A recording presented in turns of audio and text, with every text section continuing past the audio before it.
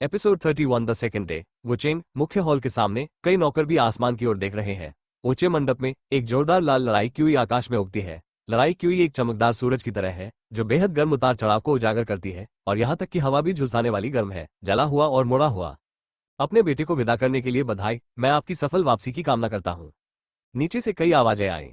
हो, लाल लड़ाकू क्यूई आग के बादल की तरह दहाड़ रहा था और आग के बादल पर एक पतला व्यक्ति अपनी पीठ के पीछे अपने हाथों को दबाए खड़ा था। अवमानना की नजर से उसने उन कई लोगों को अनदेखा कर दिया जिन्होंने उसे विदा किया था और बस अपनी आंखें हवेली की गहराई में एक निश्चित कमरे में घुमा ली।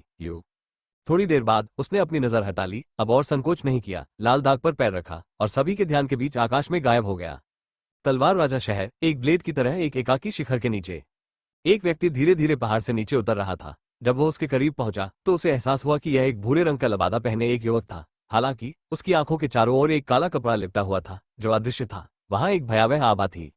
उसके पीछे एक काली तलवार है। काली तलवार सरल है, जैसे कि उसका कोई अग्रभाग नहीं है, लेकिन एक आश्चर्यजनक तलवार ऊर्जा है जो बाहर निकलती है। जिस जगह वो चलता था वहां के पत्थर चुपचाप टूट जाते थे और फ्रैक्चर दर्पण की तरह चिकना होता था। उसने अपना सिर उठाया। उसकी आंखें जो काले कपड़े से ढकी हुई थी किसी दूर स्थान की ओर लग रही थी। खंडहर की भूमि, वो बुदबुदाया। उसकी आवाज बहुत भारी थी। मुझे अपनी तलवार को तेज करने के लिए एक असली प्रतिद्वंद्वी की जरूरत है। वो जियांची और वुचेंग का वुहुआन अच्छे प्रतिद्वंद्वी होने चाहिए, है ना? उसके मुंह से निकले शब्दों को सुनकर उसके पीछे रखी काली तलवार हल्की सी हिल उठी, मानो वो अपने साथियों में शीर्षस्थ व्यक्तियों के साथ प्रतिस्पर्धा करने के लिए इंतजार नहीं कर सकता था। 10,000 जानवरों का शहर। गर्जन। शहर से एक भयानक जानवर की दहाड़ गूंज रही थी और फिर पूरे शहर के लोगों ने एक विशाल पंख वाले जानवर को अपने पंख फड़फड़ाते हुए हवा में उड़ते हुए देखा। पंख वाले जानवर के ऊपर एक नाजुक युवा लड़की घुटनों के बल बैठी थी। उसके लंबे हरे बाल और उसकी आंखें चपलता और विचित्र रूप से भरी हुई थीं। उसके कोमल कंधों पर एक बर्फीला नीला पक्षी चहचहा रहा था और पक्षी की पुतलियों की जोड़ी में असीम शीतलता प्रतीत हो रही थी। ही शौरी हान, हम आखिरकार खेलने के लिए बाहर जा सकते हैं। लड़की ने पक्षी को छुआ। उसका चेहरा उत्साह से भरा हुआ था। मैंने सुना है कि खंडहर वाकई मजेदार है। मैं बहुत से महान लोगों के पास गया। हे 10,000 जानवरों के शहर में एक ही पीढ़ी का कोई भी व्यक्ति हमें नहीं हरा सकता। मुझे उम्मीद है कि वे लोग बहुत उबाऊ नहीं होंगे। चल दर, लड़की जोर से चिल्लाई और पंख वाले जानवर ने धीमी गर्जना की। उसके पंख फड़कने लगे। उसकी गति बहुत बढ़ गई और हवा दूर उड़ गई। Bang bang bang. एक शहर में एक गंजा आदमी शहर की दीवार से बाहर निकला और उसके पीछे एक लंबा भाला खड़ा था। यह महान भाग्य मेरा है। गंजा सिर चिल्लाया और भूत की तरह गायब हो गया। जाहिरा तौर पर खंडहर की ओर भाग रहा था। धमाका। एक मार्शल आर्ट प्रांगण में हिंसक लड़ाई की क्यूई फूट पड़ी और चारों ओर फैल गई, जिससे दर्जनों आकृतियां शर्मिंदगी से उल्टी ओर उड़ने लगी। हाँ, तुम बहुत कमजोर हो। यह उबाऊ है। मेरे पिता से कहो, मैं खंडहर में जा रहा हूँ। यहाँ रहना उबाऊ है। उस अफरा तफरी में मैदान में सिर्फ एक ही व्यक्ति खड़ा था। उसका शरीर लोहे की मीनार जैसा मजबूत था। एक क्रूर वानर की तरह वो मुस्कुराया और भीड़ को देखकर हंसा। फिर बिना किसी हिचकिचाहट के उसने अपने पैरों के तलवे पटके और उसका आकार आसमान में ऊपर उठ गया। कुछ छलांग लगाने के बाद वो गायब हो गया। उनके जाते हुए रूप को देखकर मार्शल आर्ट संस्थान में सभी ने राहत की सांस ली और फिर खुशी से जयकारे लगाने लगे। ये राक्षस अंततः चला गया। आखिरकार अब मुझे उससे कोई कष्ट नहीं सहना पड़ेगा।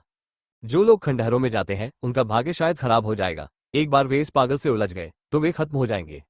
किंगचेन के उत्तर में एक बर्फीला परिवार है। मिस, समय आ गया है। मालिक ने मुझे आपको ये बताने के लिए कहा है कि आप जा सकती हैं। सुगंध मंडप के बाहर एक नौकरानी की सावधान आवाज सुनाई दी। धूप मंडप के अंदर मुलायम बिस्तर पर एक बर्फ सफेद शरीर एक पतली रजाई में लिपटा हुआ था, लेकिन फिर भी यह अभी भी उस अत्यंत मोहक वक्र को रेखांकित करता था।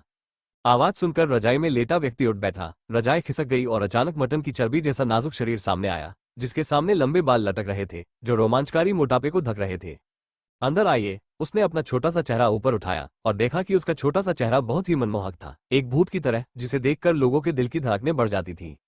एक नौकरानी ने सावधानी से दरवाजा धक्का दिया और अंदर आए। बिस्तर पर उस कमीने व्यक्ति को देखकर एक महिला होने के बावजूद वो अपनी नजरें उस अत्यंत दबंग व्यक्ति पर घुमाने से नहीं रोक सकी। नौकरानी कमरे में आए, उसके कपड़े ले आई और उसके तैयार होने का इंतजार करने लगी। लंबी काली स्कर्ट ने उसके शरीर को ढक रखा था, जो उसके सुंदर शरीर को उजागर कर रहा था, जो पतला और मोटा था। केवल उसकी वक्रता ही सभी का ध्यान आकर्षित करने के लिए पर्याप्त थी। ही धन्यवाद SHORYB। मेरे पिता से कहो कि जब मैं इस बार बाहर जाऊंगी तो मैं निश्चित रूप से उनके लिए एक आदर्श दामाद ढूंढूंगी जो वापस आएगा। छोटी राक्षस लड़की मुस्कुराई और नौकरानी के चेहरे पर मिठास घोल दी। मिस, मालिक ने कहा है कि हमें सौभाग्य प्राप्त करना चाहिए। नौकरानी ने असहाय होकर याद दिलाया। अच्छा पति मिलने से बेहतर और चिंतामुक्त सौभाग्य और क्या हो सकता है? रंगीन स्कर्ट वाली महिला ने आंखें झपकाई और खिलखिलाकर हंस पड़ी। ठीक है, चलिए चलते हैं। लेकिन वो ज्यादा नहीं हंसी। उसने अपना छोटा सा हाथ हिलाया और अपने नाजुक शरीर को हिलाया। बस उसे अपनी आकृति समय समय पर दिखाई देती और गायब होती दिखाई दी। कुछ सांस लेने के बाद वो दूर में गायब हो गई। नौकरानी ने उसकी भूतिया हरकतें देखी और प्रशंसा से आहें भरने से खुद को नहीं रोक सकी। सुश्री की गतिशीलता कौशल जुआनलिंग महाद्वीप में उनके साथियों में सबसे शीर्ष पर है। यह एक उदास जगह है जहां हड्डियां दफन है, पहाड़ों में सफेद हड्डियां इकट्ठी हो रही हैं और पूरी दुनिया मौत से भरी हुई है। क्लिक करें। अचानक पहाड़ से आवाज आई और मैंने लोगों के एक समूह को बाहर निकलते देखा। पैदल चलने वालों के कदम अकड़ गए थे, उनके शरीर नीले पड़ गए थे और उनकी आंखें खाली थीं। जब उन्होंने ध्यान से देखा तो पाया कि उनमें जरा भी जान नहीं थी। जीवित मृतकों की तरह वे अपने कंधों पर एक बड़ी पालकी लिए हुए थे और पालकी का ढांचा सफेद था, लेकिन उस पर खून से लथपथ भूतों के चेहरे बने हुए थे, जिससे एक भयावह और भयानक माहौल बन रहा था। बादल वाली हवा सीटी बजाने लगी और सफेद पर्दे लुढ़क गए। सफेद पर्दे के नीचे एक युवा चेहरा उभरा जो पीला और रक्तहीन था। उसकी आंखें भूरी थीं और उसका शरीर मृत्यु की आभा में लिपटा हुआ लग रहा था, जिसे देखकर लोग कांप उठते थे। 100 भूत पालकी उठाते हैं। सफेद पालकी दूर चली गई, मानो दूर से कोई ठंडी आवाज आ रही हो। ये वांग जिंग, जीवित लोग इससे बचते हैं एक ही समय पर। पूरे जुवानलिंग महाद्वीप में दुनिया भर से कई प्रसिद्ध प्रतिभाएं आई हैं और उनके लक्ष्य एक ही है, सभी महाद्वीप के केंद्र में अवशेषों की भूमि की ओर इशारा करते हैं। इस प्रकार पूरे जुवानलिंग महाद्वीप में अनगिनत नजरें एक साथ आ गईं। हर कोई जानना चाहता है कि जब ये सारे गौरवान्वित युवा नायक एक साथ भिड़ेंगे तो कितना अद्भुत नजारा होगा। लेकिन जो भी हो, वर्तमान खंडहर पूरे महाद्वीप का केंद्र बन गए हैं। किंगचेन के बाहर मूल रूप से शांतिपूर्ण वॉरक्राफ्ट पर्वत तुरंत जीवंत हो गए, क्योंकि हर कोई जानता था कि वॉरक्राफ्ट पर्वत में छिपी खंडहर गुफा खुलने वाली थी। चलो थोड़ी देर के लिए यहाँ रुके और शियाओ यी के लिए कुछ राशन खरीदे। अपनी पीठ पर एक काला और भारी रूलर लटकाए एक आदमी ने कहा। एक दिन की भागदौड़ के बाद शौरी यान और योरू भी राक्षसी जानवर पर्वत के बाहरी इलाके में एक आपूर्ति बिंदु पर आ गए, खंडहर के खुलने का इंतजार कर रहे थे। चूंकि शौरी यान जानता था कि शौरी यी एक अग्नि योगिनी थी, इसलिए दूसरों को जानने से रोकने के लिए उसने शौरी यी के लिए एक छठे क्रम के परिवर्तन की गोली को भी विशेष रूप से परिष्कृत किया, ताकि वह आकार बदल सके। और अब ये पूरी तरह से शौरी यी को एक छोटे जानवर के रूप में प्रस्तुत करता है, असाधारण रूप से प्यारा और क्रूर भी है। हालांकि ये कहना अजीब है कि शौरी यी अग्नि प्रकार की औषधीय जड़ी बूटियों या औषधीय सामग्रियों से इनकार नहीं करता है और उसकी भूख बहुत बढ़ गई है। यही वजह है कि शौरी यान ने ये कदम उठाया। शौरी यान ने शौरी यी को कंधों से पकड़ लिया। एक व्यक्ति और एक जानवर बड़ी आंखों से घूर रहे थे और अंत में शौरी यान ने असहायता से सिर हिलाया और योरू को निर्देश देने के बाद वह घूम गया और आपूर्ति खरीदने के लिए अन्य क्षेत्रों में चला गया। ये राक्षसी जानवर पहाड़ों के बाहर एक आपूर्ति बिंदु है, कई उपचार, दवाएं और आवश्यक चीजें खरीदी जा सकती हैं। आपूर्ति क्षेत्र में शौरी यान को एक नौकरानी मिली और उसे उसकी जरूरत की हर चीज समझाने के बाद उसने उसे थोड़ी देर बैठने के लिए कहा और तैयारी करने चली गई। तो शौरी यान यहाँ ऊब कर बैठ गया और शौरी यी को पकड़कर इंतजार करने लगा, जो इस प्रेत जानवर को देखकर घृणा से भर गई थी। हालांकि प्रतीक्षा करते समय शौरी यान ने अचानक एक अजीब नजर देखी और तुरंत अपनी भौंहों को थोड़ा झुर्रीदार करते हुए घूम गया और फिर एक पल के लिए स्तब्ध रह गया, क्योंकि उसने देखा कि उसके पीछे ही कुछ ही दूरी पर लंबे हरे बालों वाली एक सुंदर लड़की बड़ी बड़ी आंखों से उसे घूर रही थी और उसके छोटे से मुंह से लार की एक बूंद भी गिर रही थी। शौरी यान को हरे बालों वाली लड़की ने अचानक देख लिया था और वो उठना चाहता था। इस समय हरे बालों वाली लड़की भी तेजी से चली गई, इसलिए शौरी यान को एहसास हुआ कि उसकी आंखें उसे नहीं देख रही थी, बल्कि उसकी बाहों में शौरी यी को देख रही थी। तुम क्या कर रहे हो? शौरी यान ने हरे बालों वाली लड़की को सतर्कता से देखा। हरे बालों वाली लड़की ने अपने मुंह के कोने से क्रिस्टल लार को पोंछ दिया। उसकी चूत और सफेद आंखें अत्यधिक झुलसाने वाली भावनाओं के साथ फट गईं। उसने शौरी यी को देखा और उसकी नाजुक आवाज ने लोगों को कांपने पर मजबूर कर दिया। छोटे भाई, इस छोटे जानवर को मुझे बेच दो, चाहे कितना भी पैसा हो, चाहे कितनी भी कीमत हो, मैं तैयार हूँ। SHORYE को खरीदोगे? ध्रुव ने थोड़ा सा मुंह सिकोड़ा, फिर निर्णायक रूप से कहा। इसे मत बेचो। शौरी यान ने अपना सिर हिलाया और साफ साफ मना कर दिया। वो जानता था कि यह छोटी सी चीज उसकी बाहों में कितनी क्रूर है, इसलिए उसे यकीन था कि जब तक वो सिर हिलाने की हिम्मत करेगा, ये छोटा जानवर उसे सीधे एक पंजे से थप्पड़ मार देगा और उसे जिंदा मार देगा। जब हरे बालों वाली लड़की ने शौरी यान की अस्वीकृति देखी तो वो थोड़ी चिंतित हुई और जल्दी से बोली, छोटे भाई, इसे मुझे बेच दो, मैं तुम्हें 5 मिलियन सोने के सिक्के दूंगी। भले ही यह एक अमर रैंक लड़ाई कौशल है। अपने दांत पीसते हुए उसने शौरी यान की बाहों में शौरी यी को देखा। उसने शौरी यी की आंखों में गौर से देखा, मानो उसने एक नजर में प्रेत आकृति को देख लिया हो। अतुलनीय उत्साह से भरी हुई, क्योंकि अन्य लोग शौरी यी की शक्ति को महसूस नहीं कर सकते थे, लेकिन उसके पास अपने सामने शौरी यी को जानने का एक अनूठा तरीका था। क्या अद्भुत छोटा जानवर था। 5 लाख सोने के सिक्के, अमर रैंक लड़ाई कौशल। शौरी यान भी स्पष्ट रूप से उसके सामने लड़की की उदारता से हैरान था। आपको पता होना चाहिए कि 5 मिलियन सोने के सिक्के कोई छोटी राशि नहीं है, और अमर स्तर का युद्ध कौशल और भी अमूल्य है। ध्रुव ने अपने सामने खड़ी लड़की को ध्यान से देखा। हरे बालों वाली लड़की की उन्मत्त आंखों से यह स्पष्ट था कि वो बड़ी बड़ी बातें नहीं कर रही थी, बल्कि वो वास्तव में इतनी बड़ी रकम जुटाने में सक्षम थी। लेकिन शौरी यान ने फिर भी मना कर दिया। भूखे मत रहो, सिर्फ इसलिए कि शौरी यी इतने लंबे समय से उसके साथ है। ये पहले से ही एक भाईचारा बन गया है, और इसके अलावा शौरी यी के पास अभी भी एक अग्नि योगिनी की पहचान है। या एक कदम पीछे हटो और कहो, शौरी यी हालांकि असीमित क्षमता वाले लोग अब अपने बचपन में 3 स्टार शक्ति डी के पावर हाउस को टक्कर दे सकते हैं। उसके बाद ये बहुत अच्छा है। उसे बार बार नकारा गया और हरे बालों वाली लड़की ने जल्दी जल्दी अपने पैर पटकने शुरू कर दिए। उसके गोरे माथे पर जल्दी जल्दी पसीना आ रहा था। उसने अपने छोटे से हाथ को देखा जो बिल्कुल साफ था। उसके हाथ के पीछे एक हल्का पैटर्न था। अब यह हल्का पैटर्न बाहर निकल रहा है। बहुत तेज जलन हो रही थी। यह प्रकाश पैटर्न स्रोत जानवर की रक्त रेखा को समझ सकता है। रक्त रेखा जितनी मजबूत होगी, प्रकाश पैटर्न उतना ही अधिक प्रचंड होगा। और अभी जो जलन हो रही है वो तब भी नहीं हुई जब उसे शौरीहान मिला था। दूसरे शब्दों में उसके सामने का छोटा जानवर रक्त रेखा के संदर्भ में उसके शियाओहान से भी अधिक शक्तिशाली है, जिसके पास कुछ बिंगफेंग रक्त रेखा है।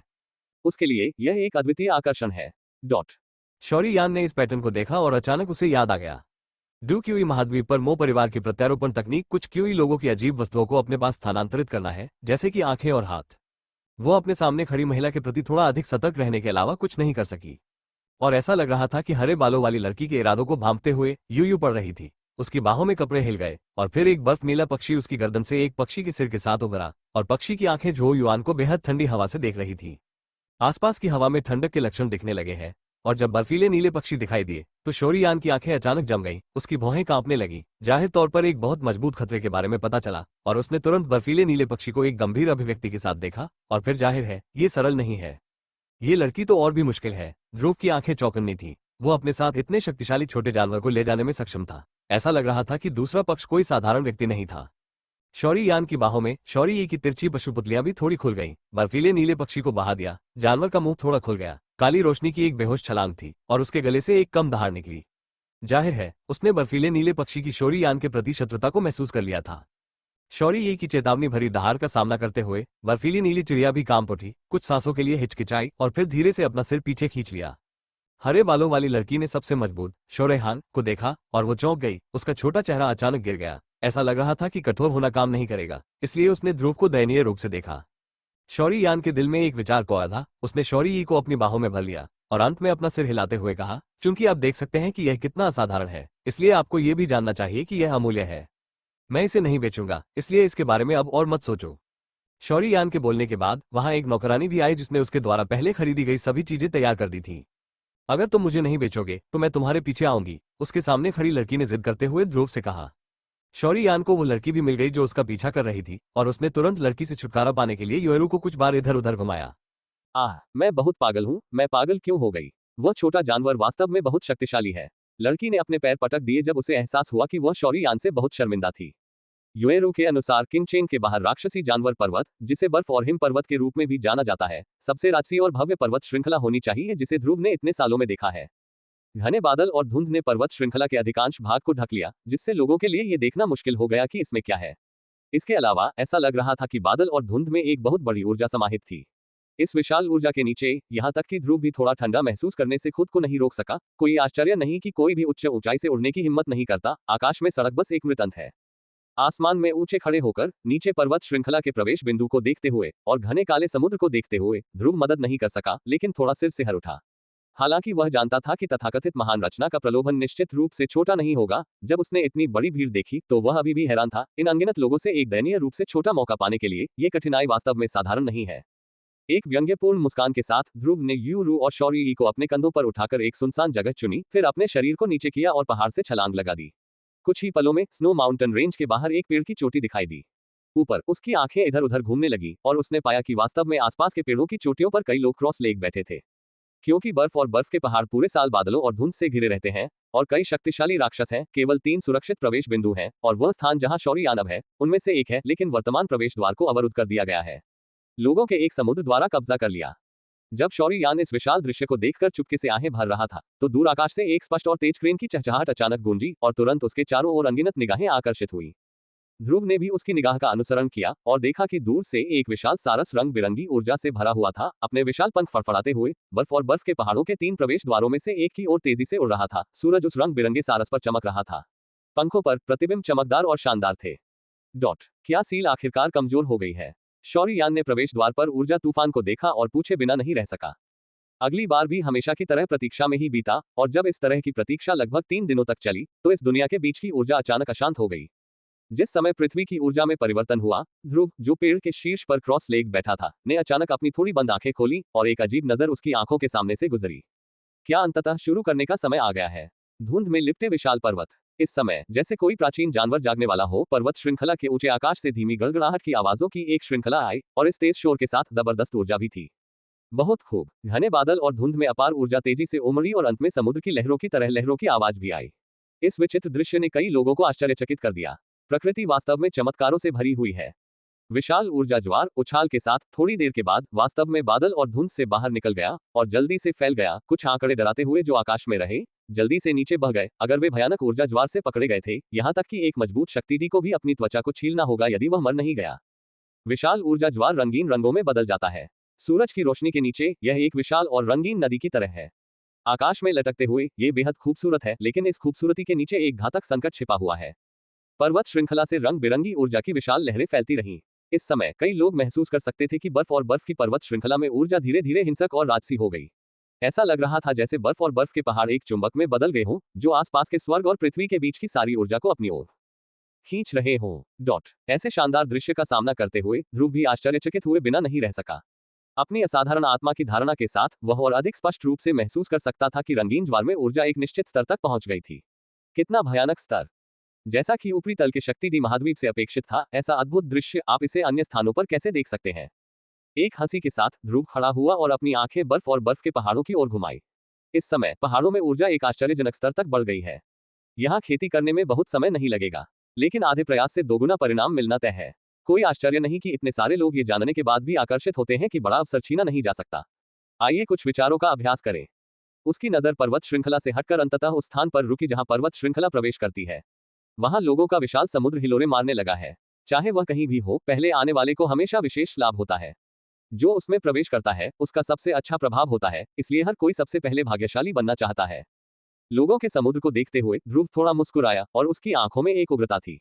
इस बार बड़ी संभावना लड़ाई कुछ हद तक उसकी उम्मीदों से परे थी। संभवतः ये प्रतियोगिता काफी रोमांचक होगी और वह भी इसे आजमाना चाहता है। जुवानलिंग महाद्वीप में किंचेन के पास ये युवा पीढ़ी। हम वास्तव में किस कदम तक पहुंच सकते हैं? आप और उनके बीच कितना अंतर है? बूम! जब शौरी यान के विचार बदल रहे थे, अचानक अराजक और तेज कदमों और तेज गर्जना की आवाज सुनाई दी, और यहाँ तक कि जब उसने लोगों के विशाल समुद्र को देखा, तो यह अचानक दहाड़ उठा और चला गया। लोगों की एक धारा में बदल गया, जो पागलों की तरह पर्वत श्रृंखला में भाग गया।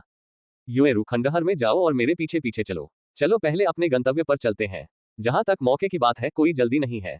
हालांकि इस महान अवसर में बहुत बड़ा प्रलोभन है, लेकिन इसमें एक घातक खतरा भी है, शौरी यान शेन ने कहा। युएरू भी शौरी यान की योजना से अवगत थी, इसलिए वह कुछ भावुक होकर सिर हिलाने से खुद को रोक नहीं सकी और बोली, सब कुछ तुम्हारे ऊपर निर्भर है। कुछ देर के लिए बर्फ और हिम पर्वतों की पूरी परिधि हिंसक हो गई, क्योंकि वहां उपस्थित सभी लोग जानते थे कि तथाकथित महान भाग्य तब समाप्त हो जाएगा जब बहुत देर हो चुकी होगी। स्वर्ग और नर्क के बारे में सोचते हुए महान अवसर आपके सामने है, और शायद जुवानलिंग रॉयल परिवार का अतुलनीय आकर्षण है। उपस्थित लोग इससे कैसे प्रभावित नहीं हो सकते? बर्फ और हिम पर्वतों के अंदर तापमान कम है और कोहरा छाया हुआ है। कोहरे में थोड़ी हिंसक ऊर्जा मिश्रित है, जो लोगों की दृष्टि को बहुत सीमित करती है। शांत पर्वत श्रृंखला में दो आकृतियां जंगल को तोड़कर अंदर आई और तुरंत हल्के से उतरी, जिससे एक युवा चेहरा दिखाई दिया, जो कि ध्रुव था।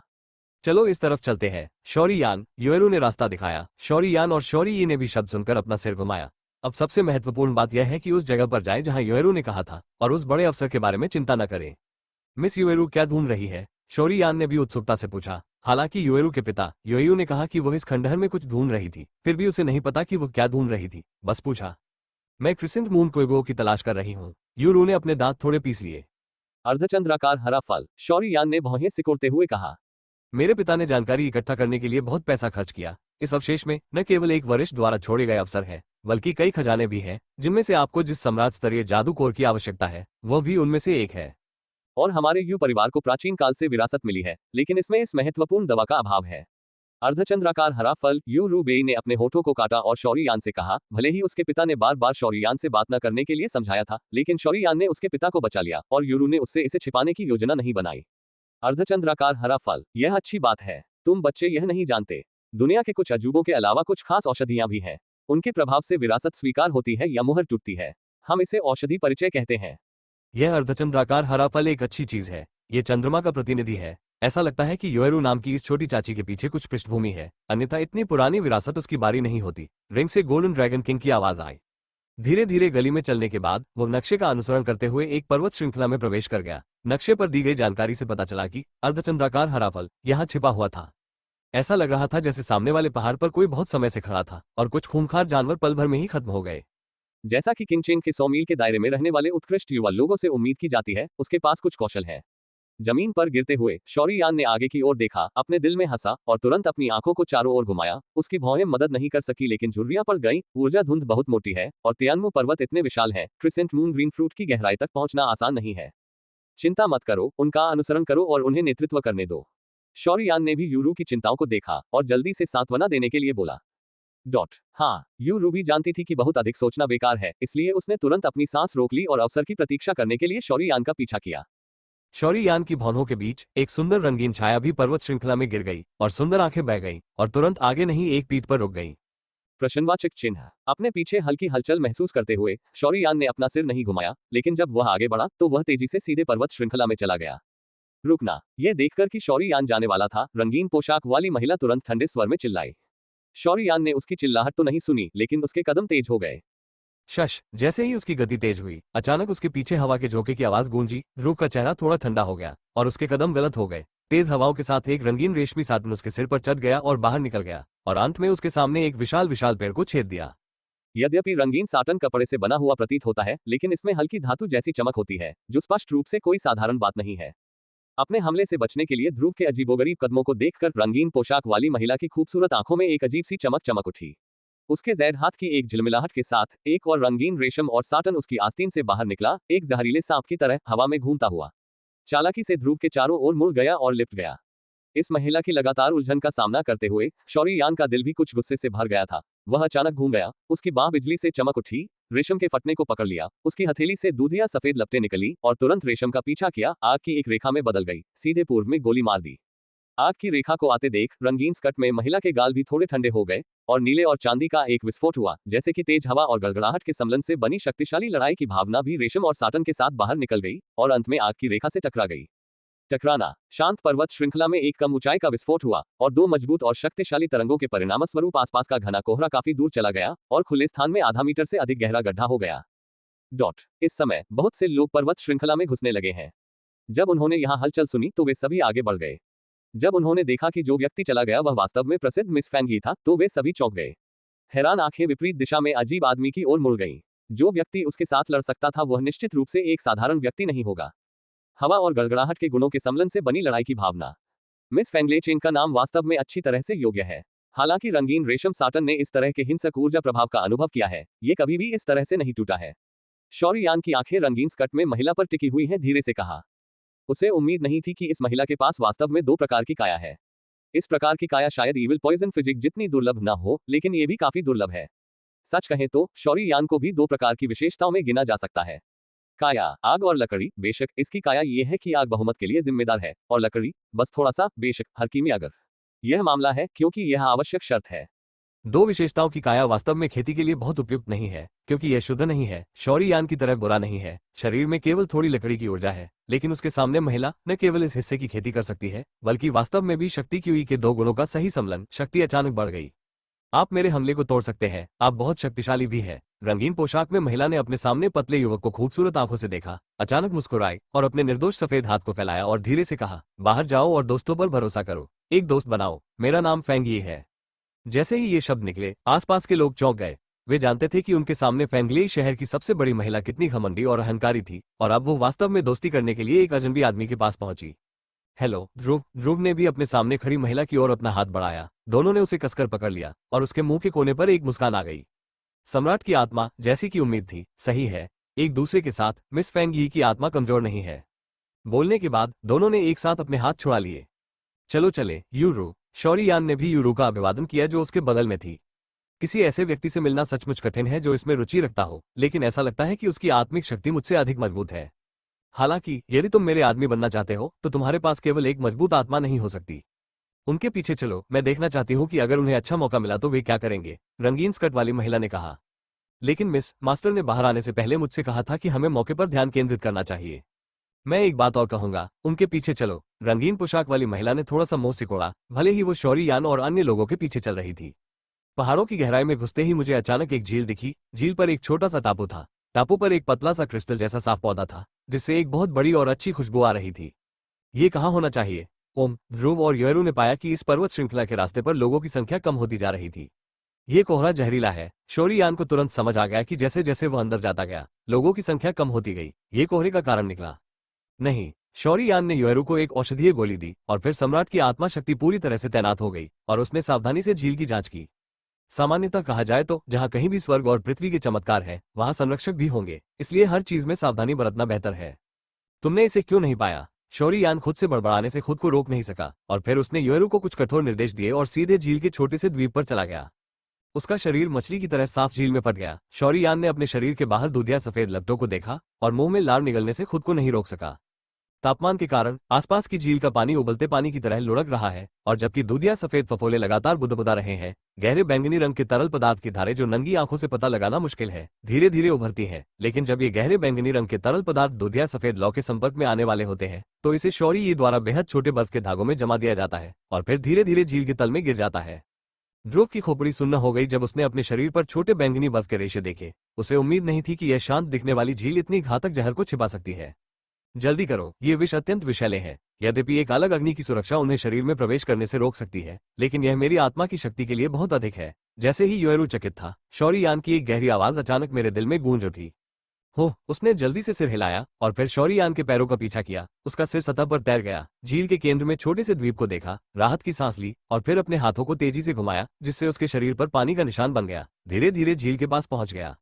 पानी में डूबी हुई उस खूबसूरत आकृति को देखकर, जो कपड़ों के गीले होने के कारण उभरी हुई थी, शोरीयान अपनी एकाग्रता के कारण निगलने से खुद को नहीं रोक सका। चेरी के मुंह के नीचे 2 पर्वत शिखर खड़े होने वाले थे और रेशम का केवल एक निशान था, सफेद और बेदाग त्वचा से कसकर चिपके हुए। यह एक अलग तरह का स्वाद देता है। वो आसानी से पैदल चलाता हुआ झील के बीच में द्वीप के करीब पहुंच गया और जब शोरीयान राहत की सांस लेने वाला था, तो उसके सामने शांत झील अचानक आसमान में फट गई। उसने अपना सिर उठाया और उस जगह को घूरने लगा जहां स्प्रे फटा था और एक पल के बाद उसकी पुतलियां अचानक सिकुड़ गईं। पानी की फुहारें धीरे धीरे गिरने लगी। एक पल में एक विशालकाय सांप जिसके शरीर पर हरे रंग के शल्क थे और जिसका सिर त्रिकोणीय आकार का था, अचानक झील के तल से बाहर निकला, फिर अपना विशाल मुंह खोला और ध्रुव को बुरी तरह से काट लिया। उसकी पुतलियों में एक जंगली क्रूरता थी। 3000 वज्रप्रेत शरीर। जब क्रूर विशाल सांप का मुंह शोरीयान पर हमला करने वाला था, तो एक बिजली की गति वाली चाल चमक उठी, जिससे विशालकाय सांप हवा में भाग गया। भ्रामक स्वर्ण दानव अजगर, स्वर्ण ड्रैगन राजा का उद्गार रिंग के अंदर से आया। मास्टर, वो क्या है? शोरीयान को भी अजगर के हमले से एक अजीब शक्ति का एहसास हुआ। भ्रामक स्वर्ण राक्षस अजगर, यह एक शक्तिशाली जादुई जानवर है जो अपनी आत्मा शक्ति के लिए जाना जाता है। उनकी सबसे शक्तिशाली शक्ति न तो शरीर है और न ही ताकत, बल्कि आत्मा की शक्ति है। भ्रामक स्वर्ण राक्षस अजगर को आत्मा शक्ति का गहरा ज्ञान है। वह अपनी आत्मा शक्ति का उपयोग करके एक आदर्श भ्रम पैदा करने में सक्षम है, जिसके कारण वो लंबे समय तक नींद में रहता है और जागना नहीं चाहता। यही बात उसे भयानक बनाती है। लेकिन सौभाग्य से आपकी आत्मा की शक्ति कमजोर नहीं है, बल्कि यह एक अजीब आग से सुरक्षित है, इसलिए यह आपको बहुत ज्यादा नुकसान नहीं पहुंचा सकती। अजीब आग का हिंसक कारक स्वाभाविक रूप से इन अंधेरे विशेषता वाले सांपों का सबसे बड़ा दुश्मन है। आप अन्य साथियों को देख सकते हैं, अब इस भ्रम में पड़ गए हैं। गोल्डन ड्रैगन किंग ने अपने सामने क्रूर विशालकाय सांप को देखा और कहा, मैं इसे वापस पकड़ लूंगा, जल्दी करो और क्रिसेंट मून ग्रीन फ्रूट ले आओ। शोरीयान ने भी अपने दांत पीसते हुए यूरू से कहा। यद्यपि उसके सामने इल्यूसोरी गोल्ड डेमन पाइथन एक 4 सितारा शक्ति डी के बराबर था, लेकिन अपनी खुद की अजीब आग के आशीर्वाद के साथ लड़ना मुश्किल नहीं था, इसलिए उसने तुरंत योएरू से कहा। बैंग बैंग बैंग, वह आकृति हिंसक रूप से द्वीप की ओर बढ़ी। उसके पीछे कुछ हिंसक लहरें फूट रही थी, जो विशालकाय सांप के हमले की विफलता के कारण उत्पन्न गति थी। शोरीयान ने अपने पीछे की मजबूत आभा पर ज्यादा ध्यान नहीं दिया। इस प्रभाव की मदद से वो विशालकाय सांपों के कई हमलों से बच गया और आखिरकार वो द्वीप से केवल 10 मीटर की दूरी पर था। अपनी आंखों के कोने से पीछे देखते हुए उसने पाया कि विशालकाय सांप अपने विशाल मुंह से उसका पीछा कर रहा था और उसे मार रहा था। हल्की सी हंसी के साथ शोरीयान ने अंगूठी स्वीकार करने के लिए अपनी उंगली हिलाई और एक लकड़ी का बोर्ड पानी की सतह पर गिर गया। झील में मौजूद जहर से जंग लगने से एक पल पहले शोरीयान के पैर की उंगलियों ने उसे छुआ। उसका शरीर थोड़ा डूब गया और फिर एक पल बाद हिंसक रूप से फिर से बाहर निकल गया। आखिरकार द्वीप के दायरे में प्रवेश किया। शरीर उछल गया, उसके पैर थोड़े से झुके हुए थे। दोनों हथेलियों ने जमीन पर हल्के से दबाव डाला और स्थिर रूप से उतरा। अपने तलवों से द्वीप पर कदम रखते हुए शोरीयान ने पीछे मुड़कर देखा और पाया कि जब से वह द्वीप के चारों ओर 10 मीटर की सीमा में प्रवेश कर रहा था, तब से क्रूर विशालकाय सांप थोड़ा डरा हुआ था और आगे बढ़ने की हिम्मत नहीं कर रहा था। द्वीप के बाहर अपनी पूंछ पर झूल रहा था। घुमक्कर एक लाल सांप पत थूकते हुए शोरीयान को भयंकर रूप से घूरता रहा और द्वीप के चारों ओर घूमता रहा। धीरे धीरे शांत हो रही झील और द्वीप की रखवाली कर रहे विशालकाय सांप को देखकर शोरीयान ने राहत की सांस ली, घूमा और छोटे से द्वीप को देखा, जो बहुत बड़ा नहीं है, जो हरे भरे बांस के जंगलों और कुछ फूलों और पौधों के साथ लगाए गए हैं, जो जीवंत और सुंदर दिखते हैं। क्या तुमने इसे ढूंढ लिया है, योएरू? शोरीयान अंततः विशाल सांप से मुक्त हो गया और जल्दी से पूछने के लिए द्वीप पर गया। ये अपने सामने क्रिस्टल साफ छोटे पेड़ पर कुछ गोल फलों को देखकर योएरू चिंतन में डूबने से खुद को रोक नहीं सकी। उसके पिता ने उसे जो जानकारी दी थी उसके अनुसार क्या क्रिसेंट मून को एगो ऐसा नहीं दिखना चाहिए? क्या ये हो सकता है कि पर्यावरण के कारण इस क्रिसेंट मून में परिवर्तन हुआ हो? मार्गदर्शन देने के लिए आप दोनों का धन्यवाद। शून्य से एक उदास हंसी उभरी और योरू ने अपने मुंह के क्षण में छोटे पेड़ पर लगे सभी फलों को तोड़ दिया। ध्यान से देखने पर उसके गालों पर पड़े सफेद पर्दे के नीचे एक युवा चेहरा उभर आया जो पीला और रक्तहीन था। उसकी आंखें भूरी थी और उसका शरीर मौत की आभा में लिपटा हुआ लग रहा था, जिसे देखकर लोग कांप उठते थे। अलविदा, बाद में मुलाकात होगी। इतना कहकर वो भूत की तरह द्वीप पर गायब हो गया। जब शौरी यान ने पहली बार रहस्यमय आदमी को देखा तो उसे एक मजबूत ताकत महसूस हुई, लेकिन उसके पीछे आग का प्राचीन शासक गोली चलाने वाला था, लेकिन योरू के छोटे हाथ से धीरे से दबा दिया गया। उस व्यक्ति ने जो लिया वो अर्धचंद्राकार जेड नहीं था। शौरी यान भी चौंका, फिर उसने अपने सामने यूरू को देखा। मुझे लगता है कि असली अर्धचंद्राकार हरा फल अभी भी इस झील में होना चाहिए, यूरू ने सोच विचार कर कहा। मास्टर, अब हमें क्या करना चाहिए? शौरी यान ने भी उत्सुकता से पूछा। ओह, तुम्हारा खून। अपने खून की एक बूंद लो और इसे मायावी स्वर्ण राक्षस अजगर पर फेंक दो, जल्दी करो। स्वर्ण ड्रैगन राजा की जल्दबाजी भरी आवाज रिंग से आई। ध्रुव भी स्याही के निशान वाला व्यक्ति नहीं है। जैसे ही उसने अपनी उंगलियों से अपने दांत पीस लिए, लाल रंग के खून की एक बूंद इल्यूसोरी गोल्डन मॉन्स्टर पाइथन पर फेंकी गई। जब शक्तिशाली इल्यूसोरी गोल्डन मॉन्स्टर पाइथन ने अभी कुछ क्षण पहले ध्रुव के खून की बूंद को महसूस किया तो ऐसा लगा जैसे पूरे शरीर का खून जम गया हो। रंगीन आकाश निगलने वाला अजगर, ब्रह्मकारी सोने का राक्षस अजगर पहले ही शौरी यान के सामने आत्मसमर्पण कर चुका था, क्योंकि उसे इस इंसान की आभा साफ तौर पर महसूस हो रही थी। रंग बिरंगा आकाश निगलने वाला अजगर सांप कबीले की सबसे शक्तिशाली जाति थी, और ब्रह्मकारी सोने का राक्षस अजगर कहाँ हिम्मत थी अहंकार करने की। जानवरों के बीच रक्तरेखा हमेशा दमनकारी रही है, इसलिए जब उसे पता चला कि शौरी यान के पास 7 रंगों वाले निगलने वाले खून का खून है, तो इल्यूसोरी गोल्ड मॉन्स्टर पाइथन के सबसे बड़े भाई ने भी अपनी आंखें खोलकर शौरी यान का सम्मान किया। शौरी यान ने मायावी स्वर्ण दानव अजगर को देखा और कहा, हमें अर्धचंद्राकार चंद्रमा के पास ले चलो कुएगो। जब विशालकाय सांप ने शियाओ यान की बातें सुनी तो उसने भी बैंग बैंग बैंग के साथ जवाब दिया, मानो वो कह रहा हो कि मेरे पीछे आओ। फिर वो झील में जा घुसा, मानो झील के तल पर कुछ हो। ध्रुव बर्फीली झील में तैर रहा था, अपने शरीर के चारों ओर धीरे धीरे बहते गहरे भूरे पानी को आश्चर्य से देख रहा था। उसके बगल में धीरे धीरे एक बड़ा बुलबुला उभरा, फिर एक जोरदार धमाके के साथ ये फट गया और कुछ पानी की धारें ध्रुव के चेहरे पर छलक गईं, लेकिन एक पल में ये दूधिया सफेद लपटों की परत में समा गई। यह है डॉट फफोलो में इतना गर्म तापमान क्यों है? क्या इस झील के तल में कोई दुनिया है? शौरी यान ने झील में गिरे विशालकाय सांप को देखा और मन ही मन कुछ बुदबुदाया। योरू, यही मेरा इंतजार करो, मैं इसे देखने के लिए नीचे आता हूँ।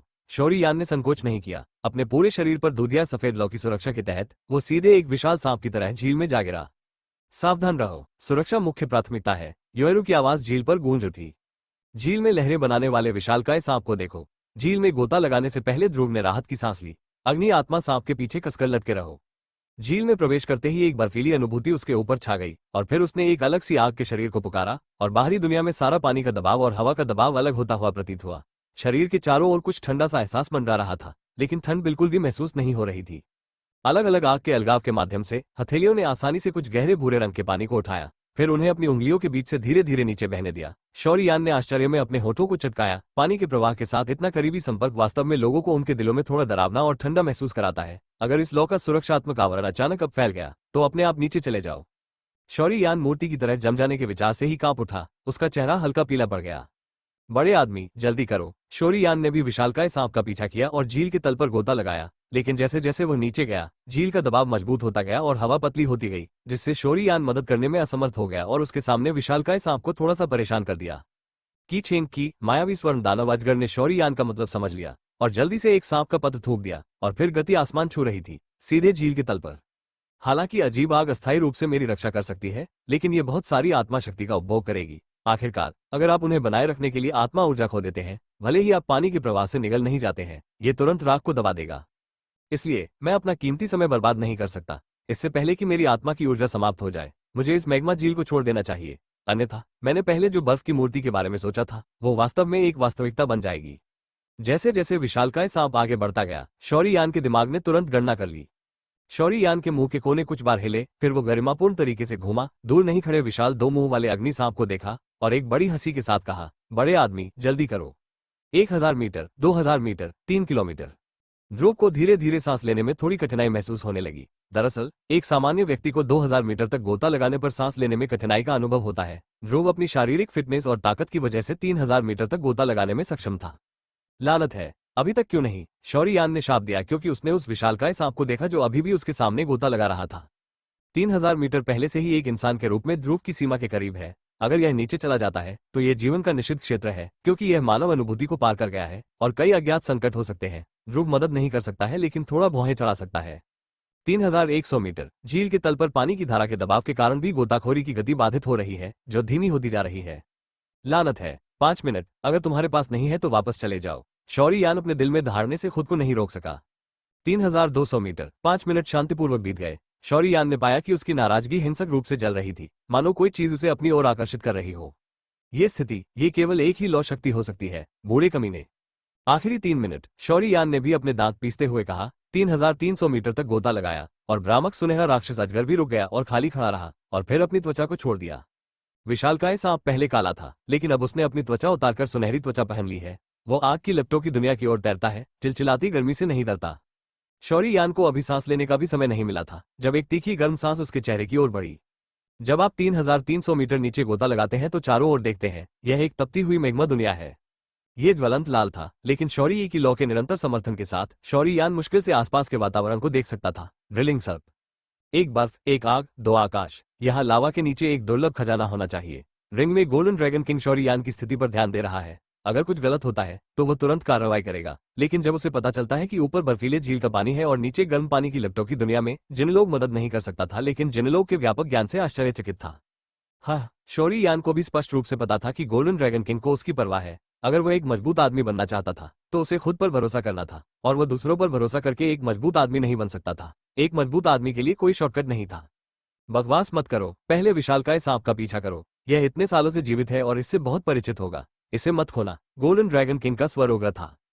शौरी यान ने जब ये सुना तो उसने लापरवाही बरतने की हिम्मत नहीं की। हालांकि वो उलझन में था, उसे जल्दी से विशालकाय सांप का पीछा करना पड़ा। लेकिन सौभाग्य से विशाल सांप यहाँ के इलाके से स्पष्ट रूप से परिचित है। अंधकट आने से पहले वे छिपने के लिए सबसे उपयुक्त मार्ग खोजने में सक्षम थे, और शौरी यान, जो इसके पीछे बारीकी से पीछा कर रहा था, ने भी इन मेग्मा अंधकट को सुचारू करने का अवसर लिया। चकमा देकर भाग गया। इस ज्वलंत लाल दुनिया में ब्रह्मपूर्ण स्वर्ण राक्षस अजगर के अलावा कोई अन्य प्राणी अग्रणी प्रतीत नहीं होता है। यह कोई आश्चर्य की बात नहीं है। आखिरकार यहाँ रहने की स्थिति बहुत कठोर है। अगर यह ब्रह्मपूर्ण स्वर्ण राक्षस अजगर के लिए नहीं है, जो मैग्मा निगल कर रहता है, विदेशी जानवर, अन्य जानवर, मुझे डर है कि यहाँ तक कि अधिपति स्तर के जानवर भी सम्राट की ताकत के बराबर ताकत के साथ इस तरह की जगह में बिना किसी प्रभाव के स्वतंत्र रूप से आना और जाना असंभव है। कुछ ही क्षण पहले जब शौरी यान ज्वलंत लाल लावा झील में गोता लगाने वाला था, अचानक उसके शरीर से दूधिया सफेद लपटें निकली और अंततः उसके पूरे शरीर को उसमें लपेट लिया। फफ्फा। भ्रामक स्वर्ण दानव अजगर का शरीर सीधे पिघले हुए लावा में प्रक्षेपित किया गया, जिससे ज्वलंत लाल लावा फूट पड़ा। यह आवाज सुनकर ऊपर शौरी यान ने जल्दी से अपनी निगाह उस जगह पर घुमाई जहां मैग्मा में उतार चढ़ाव हो रहा था, लेकिन उसने कभी भी आधे व्यक्ति की आकृति नहीं देखी। वो व्यक्ति कहाँ है? उस दृश्य को देखकर जो लगभग एक पल में वाष्पित हो गया था, शौरी यान अपना सिर घुमाने से खुद को रोक नहीं सका और अपने बगल में खड़े गोल्डन ड्रैगन किंग पर चिल्लाया। लावा झील को देखकर, जो बिल्कुल भी नहीं हिल रही थी, ऐसा लग रहा था कि भ्रमकारी स्वर्ण राक्षस अजगर, जो अभी अभी नीचे आया था, लावा के संपर्क में आते ही तुरंत राख में बदल गया और उसने एक चीख भी नहीं निकाली। आगे आओ। गोल्डन ड्रैगन किंग कुछ सोच रहा था और फिर उसने शौरी यान से कहा। शौरी यान ने भी गोल्डन ड्रैगन किंग के शब्दों को सुना और अपने चारों ओर अजीब आग को नियंत्रित करने के लिए अपनी आत्मा की शक्ति का उपयोग किया और बिना किसी हिचकिचाहट के सीधे उस स्थान की ओर कूद गया जहां भ्रामक गोल्डन डेमन पाइथन गायब हो गया था। शुरुआत में तापमान वाकई बहुत ज्यादा था। अगर ध्रुव के पास अलग अलग आग से तपा हुआ शरीर और सुरक्षा नहीं होती तो शायद वो 1 मिनट भी इसे सहन नहीं कर पाता। अपने शरीर को ज्वलंत मैग्मा में तैरते हुए ध्रुव ने आश्चर्य से अपने शरीर पर धीरे धीरे बहते हुए ज्वलंत लाल मैग्मा को देखा और उसके बगल में धीरे धीरे एक बड़ा बुलबुला उभरा। फिर एक जोरदार धमाके के साथ ये फट गया और कुछ मैग्मा ध्रुव के चेहरे पर छलक गया, लेकिन एक पल में इसे दूधिया सफेद लपटों की परत ने निगल लिया। शौरी यान ने कुछ मिनटों के लिए भ्रामक स्वर्ण दानव अजगर के मार्ग का अनुसरण किया और एक स्वतंत्र स्थान दिखाई दिया। इस भूमिगत दुनिया में अभी भी एक और रहस्य है। शौरी यान आश्चर्य से सामने की ओर देखता रहा। शौरी यान की आंखों के सामने जो दिखाई दिया वो पिघले हुए लावा जैसा उच्च तापमान नहीं था, बल्कि एक छोटी मृत दुनिया थी। पानी की बूंदों की धीमी आवाज और कहीं न जाने वाले कदमों से लोगों में सिहरन पैदा हो गई। जिजन मॉन्स्टर पाइथन भी बिना पीछे देखे भाग गया। ये दर्शाता है कि शौरी यान यहाँ एक घातक खतरा था। मास्टर, ये? शौरी यान ने भी चिंतित होकर पूछा। चलो चलें, ये यही है, गोल्डन ड्रैगन किंग ने शौरी यान से कहा। शौरी यान ने यहो हेंग प्राचीन शासक को अपनी पीठ पर उठा लिया। गोल्डन ड्रैगन राजा की आत्मा उसके कंधों पर खड़ी थी और दोनों कदम दर कदम ऊपर चले। योएरू ने जो कहा उसके अनुसार यह अर्धचंद्राकार हरा फल होना चाहिए। शौरी यान ने अपने सामने एक फल के पेड़ को देखा और 3-7-2-1 की परवाह किए बिना उसने सारा फल अपनी जेब में डाल लिया। अभी यह सबसे कीमती चीज नहीं है, चलो चलते हैं, राजा जिनलोग ने कहा। क्रमशः मिनट दर मिनट शुद्ध सफेद रोशनी ने इस धूसर सन्नाटे को ढक दिया। शौर्ययान ने इसे शांति से देखा और यहाँ तक कि धीरे से देखा। शुद्ध सफेद रोशनी में एक गुलाबी फूल धीरे से खड़ा था, रंगीन हीलिंग फूल। जब शौर्ययान ने इस सियान फूल पर नजर डाली तो गोल्डन ड्रैगन किंग की आवाज बड़ी खुशी के साथ अचानक उसके दिल में गूंज उठी। रंगीन और ज्वलंत फूल, यह अफवाह है कि यह फूल केवल स्वर्ग और पृथ्वी के बीच सबसे शुद्ध जगह में पैदा होता है। केवल सच्चे दिल वाले लोग, और इसमें देवदूत परिवार का खून भी होना चाहिए, अन्यथा इसे वश में नहीं किया जा सकता है। रंगीन फूलों को 7 रंगों में विभाजित किया गया है। किंवदंती है कि ये देवदूत परिवार के खजानों में से एक है। यदि आप 7 रंगों में महारत हासिल करते हैं तो आप जी सकते हैं और मर सकते हैं। मुझे नहीं पता कि यह सच है या नहीं। गोल्डन ड्रैगन किंग ने अपने सामने गुलाबी फूलों को देखा। सड़क मास्टर, क्या हमने इसे पा लिया है? शौर्ययान भी बहुत खुश हुआ जब उसने गोल्डन ड्रैगन किंग्स वे सुना। उसने इतनी आसानी से इतना कीमती खजाना मिलने की उम्मीद नहीं की थी। अरे ठीक है, मुझे यहाँ इसकी उम्मीद नहीं थी। ये भी एक तरह का भाग्य है। निश्चित रूप से किंग युआन अंत में सस्ता था। गोल्डन ड्रैगन किंग की आंखों में एक मुस्कुराहट चमक उठी। जाओ और देखो। शौर्ययान ने भी अपने भीतर के उत्साह को दबाने के लिए एक गहरी सांस ली और गोल्डन ड्रैगन किंग पैट्रियार्क ने जो कहा उस पर ज्यादा ध्यान नहीं दिया। चलो, मैं तुम्हारे आसपास हो रहे बदलावों पर नजर रखने में तुम्हारी मदद करूंगा, गोल्डन ड्रैगन किंग ने भी सावधानी से कहा। जैसे जैसे उसका शरीर शुद्ध सफेद रोशनी के करीब आता गया, शौर्ययान स्पष्ट रूप से महसूस कर सकता था कि उसके शरीर के चारों ओर का तापमान लगभग अचानक बढ़ रहा था। उसने अपने सूखे होठों को भींच लिया। शौर्ययान ने अपने दांत पीस लिए और अपने पैरों के तलवों पर फिर से कदम रखा। उसका शरीर अंततः शुद्ध सफेद रोशनी के आवरण में घुस गया। शरीर शुद्ध सफेद रोशनी में प्रवेश कर गया और अपेक्षित प्रचंड गर्मी अपेक्षा के अनुसार नहीं आई। इसके बजाय पूरे शरीर का तापमान बहुत कम हो गया। लेकिन शौर्ययान की मूल रूप से समाप्त हो चुकी लड़ाई की हुई और यहाँ तक कि उसकी आत्मा की शक्ति भी शुद्ध सफेद में प्रवेश करती हुई प्रतीत हुई। तुरंत ही उज्ज्वल सीमा के भीतर नमीयुक्त हो गई। थोड़ी देर बाद शौर्ययान भी इस चमत्कारी दृश्य को देखकर दंग रह गया। जब वह होश में आया तो उसकी नजर जल्दी जल्दी इधर उधर घूमी और आखिर में बीच में लगे गुलाबी फूल पर जाकर रुकी। यह अभी भी एक गुलाबी फूल की हड्डी है। फूल को 7 पत्तियों में विभाजित किया गया है और नीचे भी 7 सियान पत्ते और एक प्रकंद है जो जैड के रूप में पारदर्शी दिखता है, जैसे कि सबसे सही नीलम स्वाभाविक रूप से परिपूर्ण है। You reading. एक नजर में पूरा फूल एकदम साफ दिखता है, जिससे लोगों को ऐसा लगता है कि वे इसे नीचे नहीं रख सकते। शौर्ययान ने भी इस पवित्र ज्वाला को और करीब से देखा। उसके शरीर पर लगी अजीब आग ने भी मूल रूप से अंधेरे स्थान को बहुत रोशन कर दिया और एक चौंकाने वाला दृश्य सामने आया।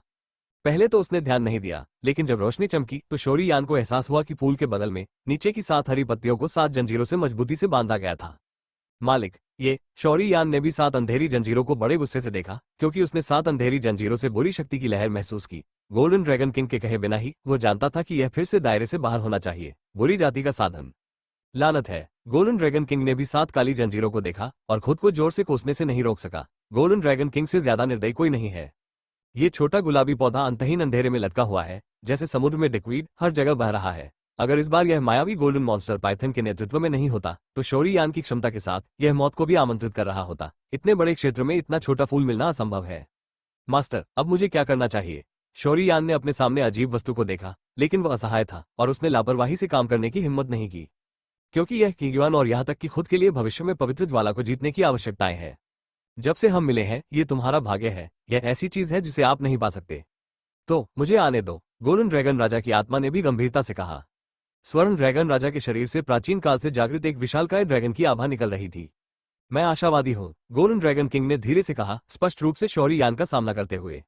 ध्रुव के शरीर से धीरे धीरे एक प्राचीन आभा निकल रही थी। हालांकि कोई बहुत बड़ी लड़ाई की भावना नहीं थी, लेकिन आभा आकर्षक थी, जैसे कि कई वर्षों का अनुभव रखने वाला एक मजबूत आदमी जाग गया हो। उसकी आंखें और हरकतें वर्षों के स्वाद से भरी हुई थी। रंगीन युआन फूल, मैंने कभी नहीं सोचा था कि मैं तुम्हें अपने जीवनकाल में देख पाऊंगा। उस स्थिति में मुझे किंगयुआन को देवदूत पंखों की एक सच्ची पीढ़ी में विकसित करने का विश्वास है। एंजल परिवार बहुत लंबे समय से चुप रहा है और अब समय आ गया है कि वे अपनी असली ताकत दिखाएं। तुम्हें इस दुनिया में प्रकट नहीं होना चाहिए था, लेकिन चूंकि तुम प्रकट हो गए हो तो तुम्हें वास्तव में अपनी शक्ति का प्रयोग करना चाहिए और तुम्हें भूमिगत दुनिया के इस रसातल में दफन नहीं किया जाना चाहिए। मुझे तुम्हारा बाहर निकालने दो। एक देवदूत ढूंढो जो वास्तव में तुम्हारी स्वीकृति के लिए उपयुक्त है, और तुम्हें चमकने दो। गोल्डन ड्रैगन किंग की सुनहरी पुतलियां उसके सामने फूल को घूर रही थी, और जिस समय गोल्डन ड्रैगन किंग बोला, गुलाबी फूल थोड़ा बदल गए थे। चूंकि आप जानते हैं कि मेरा क्या मतलब है, इसलिए आपको अभी भी आपके सहयोग की आवश्यकता है। हालांकि इस श्रृंखला की बुरी शक्ति कमजोर है। मैं अन्य चीजों के बारे में चिंतित हूँ, और ऐसी चीजें हैं जिन्हें मैं अपनी आत्मा की स्थिति में खुद से हल नहीं कर सकता।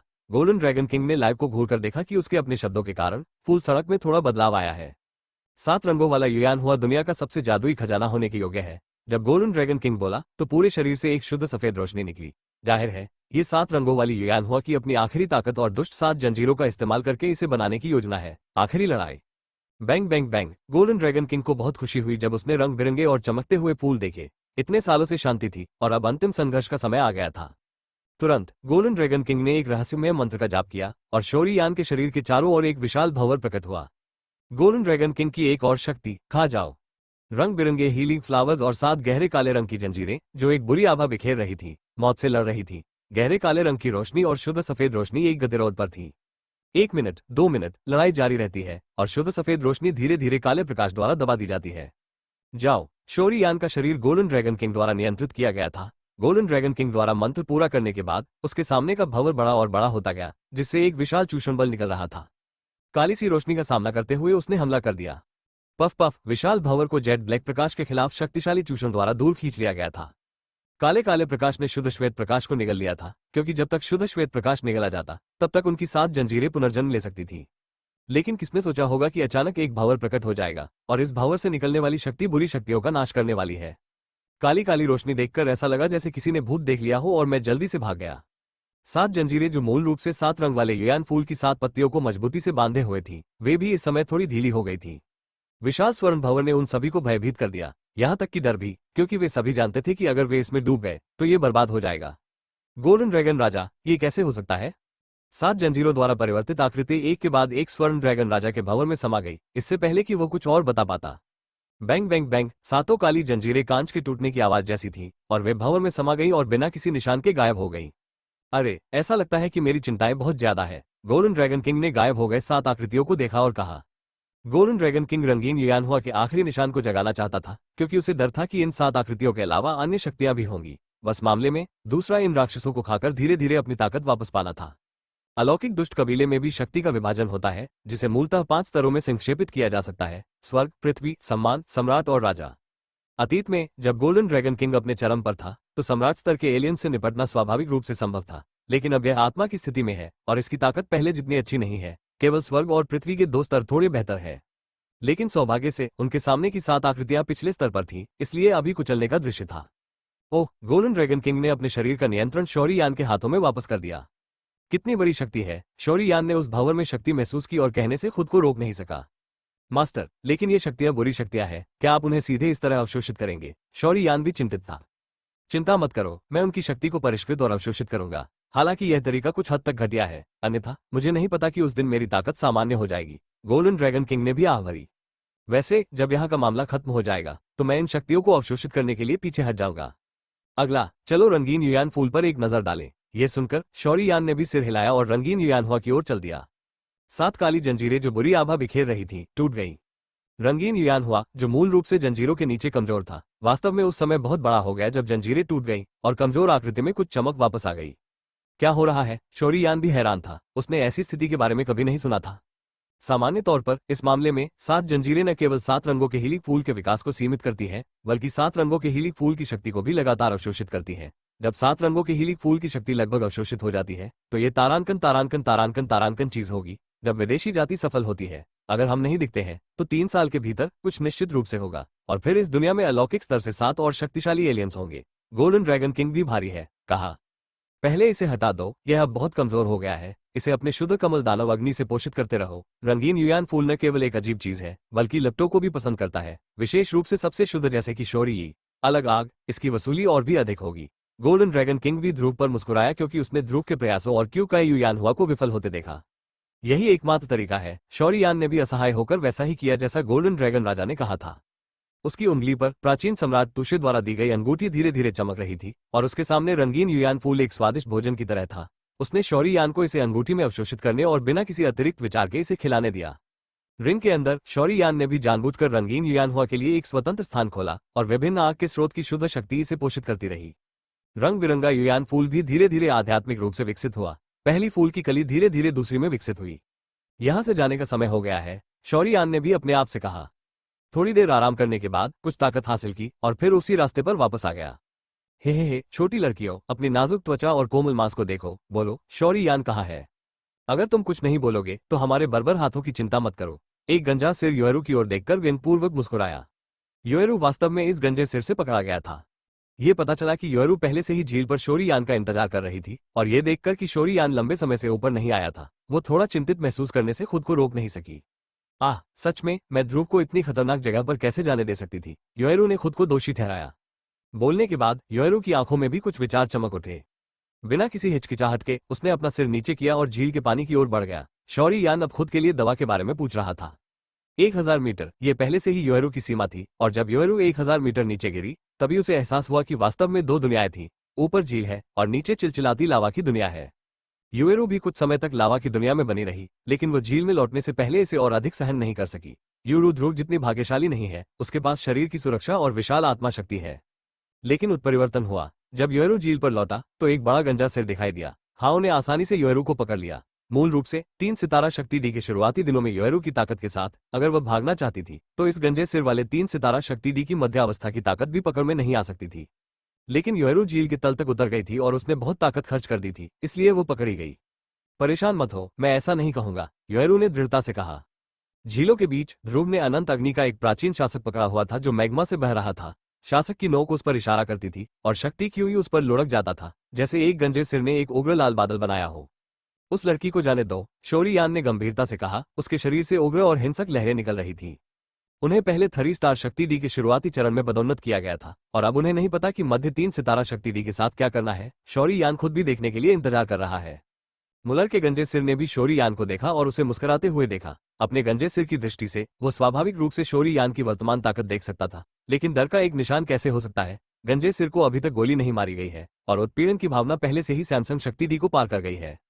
जैसा कि किंगचेंग के युवा मास्टर से उम्मीद की जाती है, उसके पास अभी भी इतना मजबूत अंगरक्षक हो सकता है। मुलर की ताकत के बारे में कोई संदेह नहीं है, भले ही उन्हें कई गर्वित बेटों में सर्वश्रेष्ठ माना जाता है। उन साधारण 3 सितारा शक्ति डी मिट्टम की तुलना में ये स्पष्ट रूप से बहुत मजबूत है। इस बार शौरी यान को डर है कि वो अपनी शक्ति नहीं दिखा पाएगा।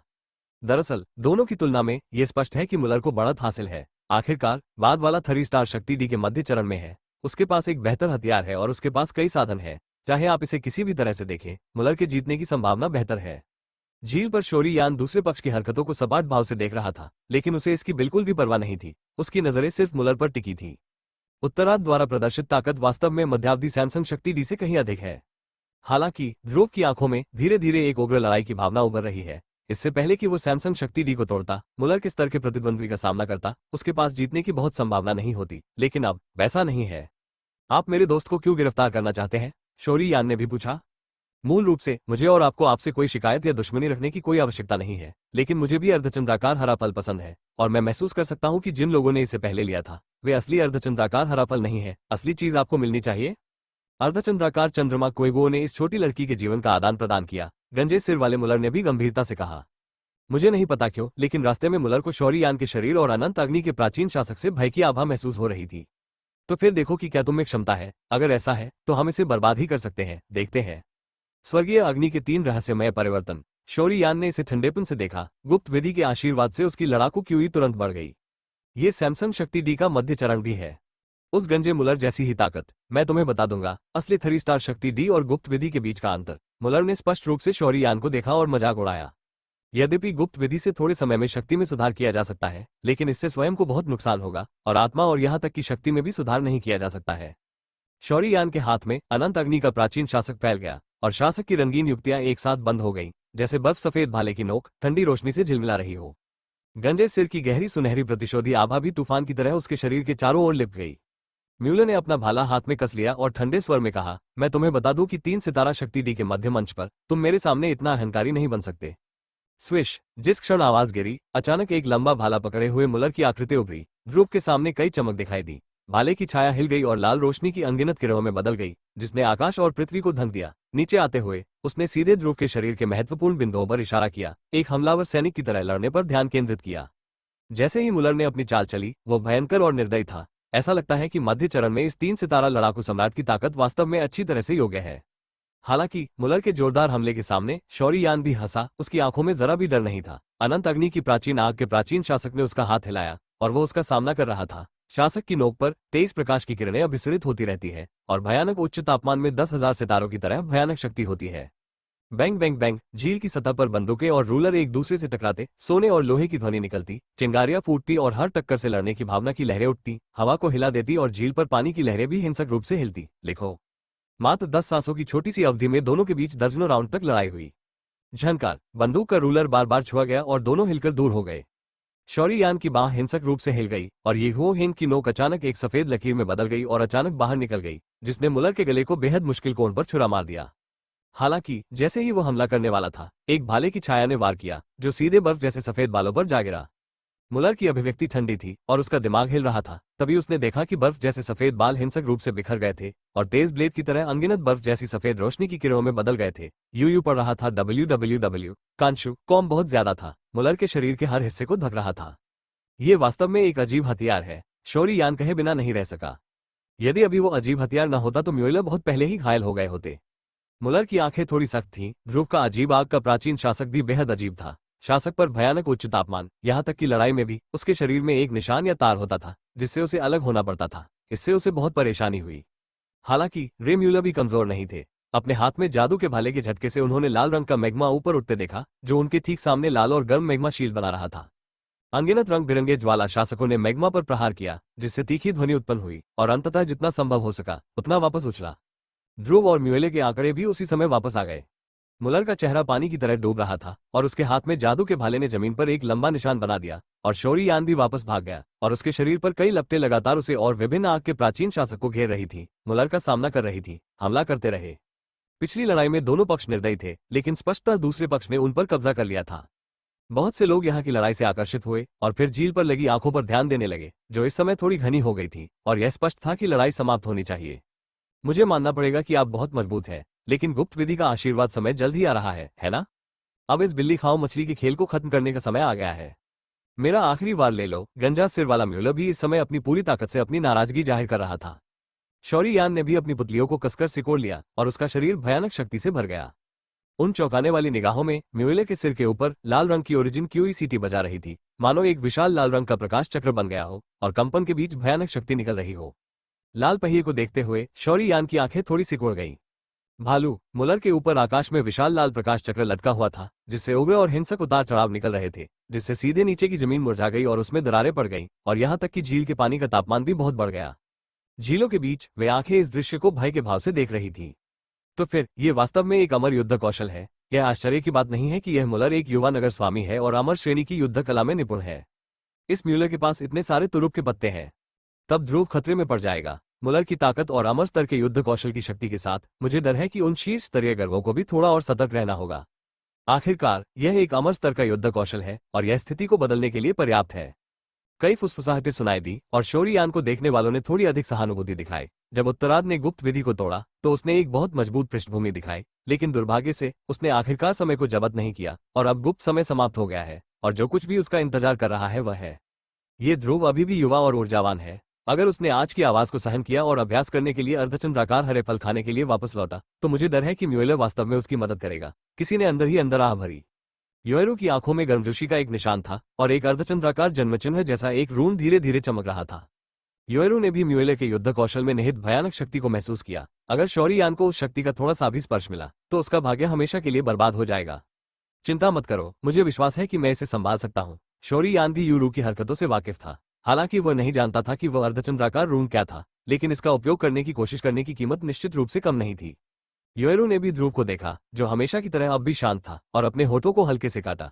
उसे नहीं पता था कि क्यों, लेकिन उसे अभी भी ध्रुव पर विश्वास था। धीरे धीरे चमकता हुआ अर्धचंद्राकार रून भी चुप हो गया। अब योएरू भी ध्रुव को देखकर मुस्कुराए। उन कई सहानुभूतिपूर्ण आंखों के बीच ध्रुव की अभिव्यक्ति भी थोड़ी गंभीर थी। उसने मुलर के सिर के ऊपर संघनित विशाल लाल प्रकाश चक्र को देखा और उससे निकलने वाले उतार चढ़ाव बेहद हिंसक थे। इस तरह की शक्ति वास्तव में सामान्य स्वर्ग स्तरीय युद्ध कौशल से कहीं अधिक है। इसके अलावा शौर्ययान ने यह भी पाया कि उसके शरीर पर स्वर्ग और पृथ्वी की आध्यात्मिक ऊर्जा भी इस समय जम गई थी। मैं वास्तव में अमर रैंक के युद्ध कौशल में निपुण हूँ, शौर्ययान ने खुद से फुसफुसाया। यह मुलर वास्तव में एक दुर्जेय दुश्मन है। अगर उसने 3 स्टार शक्ति सम्राट के माध्यम से नहीं तोड़ा है, मुझे डर है कि वो इस तरह से प्रतिद्वंद्वी के हमले का सामना करने में सक्षम होगा। पीछे हटने का विकल्प चुने। लेकिन दुर्भाग्य से दूधिया सफेद ज्वाला ने तुरंत पूरे शरीर को ढक लिया और लड़ाकू क्यूई इकट्ठा होना जारी रहा। इस समय शौर्ययान के शरीर से बाहर निकलना शुरू हो गया, लगातार उसके चारों ओर सीटी बजाते हुए और अंत में धीरे धीरे फैलते हुए एक दूधिया सफेद बवंडर की तरह उसे उलझा दिया। आश्चर्यजनक उतार चढ़ाव जारी थे, यहाँ तक कि उसके पैरों के नीचे झील का पानी भी काम रहा था। झील के बाहर की आंखों ने यह दृश्य देखा और आश्चर्यचकित हो गए। मैं तुमसे कुछ पूछ रहा हूँ, अर्धचंद्र फल सौंप दो, अन्यथा मरना। म्यूले ने ध्रुव की ओर देखा और चिल्लाया जैसे कोई राजा किसी पापी का न्याय कर रहा हो। शौरी यान ने आकाश में राजसी मुलर को देखा। उसकी प्रतिशोध की भावना संयमित थी और उसके हाथ में अनंत अग्नि के प्राचीन शासक ने एक मजबूत शक्ति का उत्सर्जन किया। यह आप पर निर्भर करता है, योग्य नहीं, शौरी यान ने भी शांति से कहा। हालांकि हमारे बीच कोई शिकायत या दुश्मनी नहीं है, लेकिन चूंकि आप अच्छे और बुरे को नहीं जानते, इसलिए आप नाराज हो जाएंगे। अमर युद्ध कौशल, जादुई भाला सुनहरा पहिया। मुलर ने जादुई भाले से आकाश से शौरी यान पर हमला किया। कियानझांग झील के पानी को ऊपर लाते हुए भयावह सुनहरे पहिए की आभा इस स्थान पर भी मजबूत और डरावनी है, जहां सबसे मजबूत लोग भी दमित है। जैसी आपकी इच्छा। 7 परत वाले आकाश बिखरने वाले शासक का पहला पैर, 3 चरण वाले तैराकी शासक का पहला कदम। शौरी यान जोर से चिल्लाया। भयानक ज्वाला शक्ति अनंत अग्नि के प्राचीन शासक से जुड़ी हुई है। शौरी यान की लामबंदी के साथ विशाल ज्वाला शक्ति और शौरी यान की अपनी प्रतिशोधी ऊर्जा एक साथ विलीन हो गई और इसने झील से हजारों मीटर का पानी का स्तंभ भी ला दिया। बैंग बैंग बैंग, विभिन्न आग निरंतर प्राचीन शासक और जादू भाला एक दूसरे के साथ टकरा गए। Boom boom boom. इस समय मूल रूप से शांत झील की सतह उन दोनों की ताकत से अशांत रूप से लुढ़क रही थी। शौरी यान ने इस भीषण युद्ध में खुद को बलपूर्वक स्थिर किया, अपना पीला चेहरा ऊपर उठाया, अपने मुंह के कोनों से खून पोंछा और उसकी काली आंखों में थोड़ा पागलपन भी दिखाई दिया। पूरी ताकत से बाहर आए। उसकी आंखों में उन्मत्त उछाल। शौरी यान ने अपने मुंह से खून का झाग बाहर थूक दिया। उसके हाथों के निशान फिर से बदल गए और एक विशाल प्रेत ने फिर से उसके शरीर को ढंक लिया। एक प्रेत प्रकट हुआ और शौरी यान को अपने मन में चक्कर आने जैसा महसूस हुआ, लेकिन उसने फिर भी अपने दांत पीस लिए। आत्मा का भयानक प्रभाव उभरा और अंततः मुलर तक फैल गया, जो मूल रूप से अपने युद्ध कौशल को पूरक करने के लिए आसपास की दुनिया की आध्यात्मिक ऊर्जा को जुटाने पर ध्यान केंद्रित कर रहा था। उस समय मुलर की पुतलियां सभी मंद हो गई। सबसे पहले परी कदम लड़ाई कौशल, उसके बाद एक शक्तिशाली आत्मा हमला, 2 लगातार झटके, उसे बहुत नुकसान हुआ। पुची, मुलर के मुंह से खून की एक बड़ी धार बह निकली। उसने शियाओ यान की ओर गंभीरता से देखा जो उसके सामने शांत था, लेकिन पाया कि वह उसे देखकर बेतहाशा मुस्कुरा रहा था। उसने अपनी हथेली को पलटा और 23 रंगों का एक नाजुक अग्निकमल चुपचाप उभरा, फिर उसे मुलर के शरीर पर पटक दिया। धमाका, बूम, अग्निकमल फूट पड़ा और गंजा सिर वाला मुलर सीधे हजारों फीट दूर उड़ गया। रास्ते में उसने मुंह में खून थूका, जैसे कि उसे पैसे नहीं चाहिए थे। उसे उम्मीद नहीं थी कि वो निर्दयी था, और शौरी यान उससे भी ज्यादा निर्दयी था, और उसने सीधे मुक्को का जवाब मुक्को से दिया। ये ध्रुव बहुत भयानक है। वास्तव में प्रारंभिक सैमसंग शक्ति डी की ताकत के साथ सैमसंग शक्ति डी के मध्य चरण में मुलर को हराया। आसपास के लोग फुसफुसा रहे थे। अब तक कोई भी देख सकता है कि लड़ाई तय हो चुकी है। युवा नगर प्रभु, क्या आप ठीक हैं? एक अनुयायी, जो गंजा भी था, ने जल्दी से म्यूलर को उठाया। मुलर की गति बहुत तेज थी और उनके साथी तेजी से आगे बढ़ गए। आखिरकार मुलर का पीछा करने के बाद उन्होंने देखा कि मुलर को दूसरों ने बहुत बुरी तरह पीटा था। घायल मुलर कोमा में नहीं था, लेकिन वो गंभीर रूप से घायल था और शौरी यान को उग्रता से देख रहा था। चल दर, ऐसा लगता है कि यह महान भाग्य जारी नहीं रह सकता। बहुत सारे तरीके उजागर हो चुके हैं। और फिर दल ने गंजे मुलर को अपनी पीठ पर लाद लिया और विपरीत दिशा में उड़ गया। अब वो केवल इतना कर सकता है कि युवा शहर के मालिक की चोट का जल्दी से इलाज करे। बेशक कोई और इसका ख्याल रखेगा। ध्रुव को भी पता था कि जीवन और मृत्यु को अलग करने की कोई जरूरत नहीं है और उसे मुलर पर नजर रखनी चाहिए। हालांकि उसने देखा कि मुलर गंभीर रूप से घायल था, लेकिन उसने मुख्य बिंदु को नजरअंदाज कर दिया।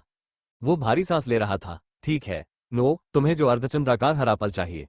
शौरी यान ने झील के तल पर पाए गए 3 पके अर्धचंद्राकार हरे फल योहरू को दिए। हालांकि उस समय उसे 10 से ज्यादा फल मिले थे, लेकिन योहरू के लिए 3 ही काफी थे, और बेशक शौरी यान ने बाकी फल ले लिए।